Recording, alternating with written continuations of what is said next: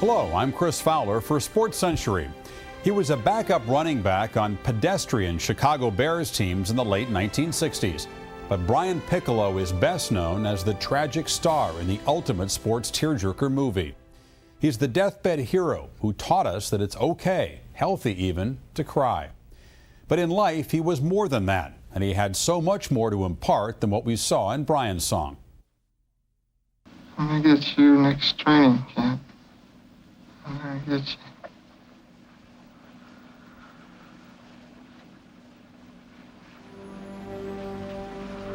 I'll be waiting. After they completed the movie, they had a screening for the Bears.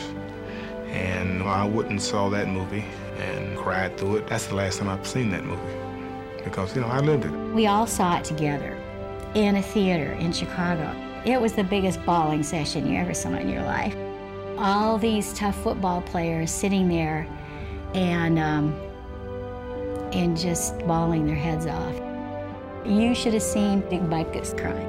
It was a tearjerker, and it was so damn close to reality. It was a heavy movie.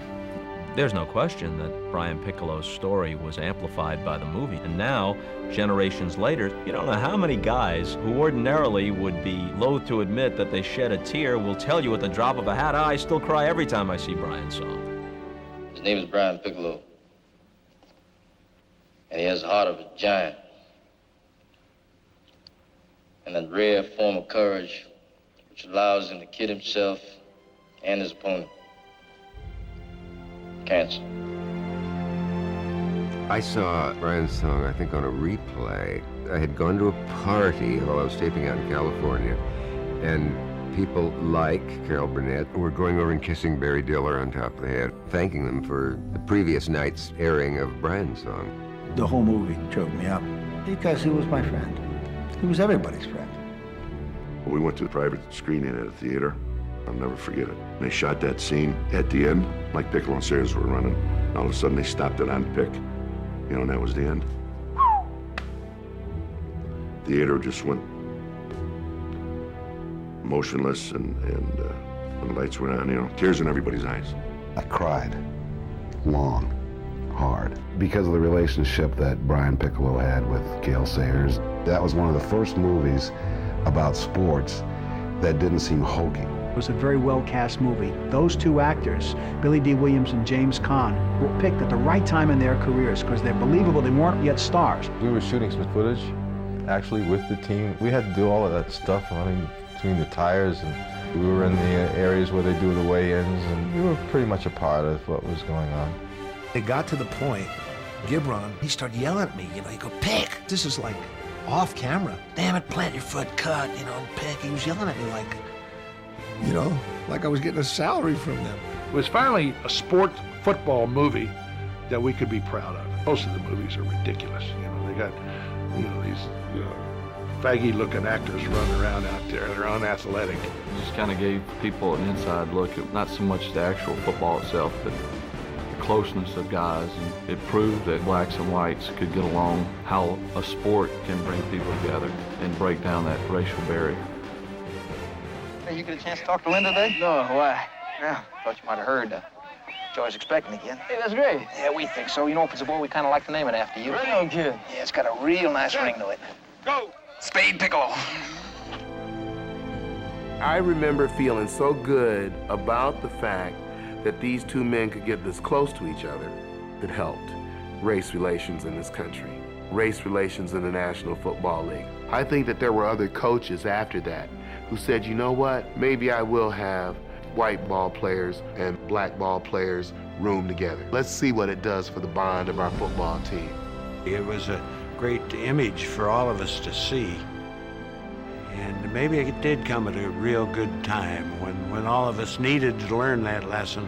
I think its real impact has been over the years that it's become a classic. Brian's song almost had the impact of a newsreel. It was sort of a documentary and more than a movie. Without the movie, I'm not sure I would have even known who Brian Piccolo was. Airing on ABC in November of 1971, Brian's song won 5 Emmys and was the most honored TV movie of the year. An instant classic, the 75-minute drama also gave meaning to an otherwise forgettable season in Chicago as the Bears finished 6-8. You're in an era where the Bears, quite honestly, weren't very good. This story then became the story of the Chicago Bears. And the sports writers and the sports community really gravitated to it and got on it because the team's performance certainly wasn't going to, transcend it. Now look, I'm no idiot, but this thing I got's bad, I know that. But, well, it's just a detour, Joy. I'm not gonna let it stop me. I'm just not. There's no way.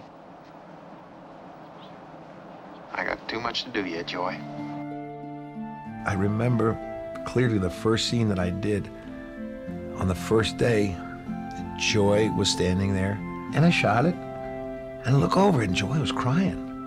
She said, "Where'd you learn how to, hook your finger?" I said, "What are you talking about?" She said, "Oh, he always used to hook his finger like that in his pant." I go, and that thing about putting your tongue in your mouth, who told you about that? I go, "Joy." It was really spooky. I go, "Nobody." In those moments, you're really working hard to make it work. You don't really know specifically the full impact of what you do until you see how lots of people react to it. But no actor's portrayal, however accurate and finely tuned, could reflect all facets of the man friends called Pick. People remember Brian as James Caan. There was more to Brian than what that movie showed. I think the movie showed his essence, which was real important because he was a hardworking, never give up kind of guy. It was the black and white thing. That was the way they depicted it. It was a beautiful story, and you can't change that, and it's not worth it. It was funny that this was the part of his life that would become the movie. It was really just a part of his life, a very small portion of his life.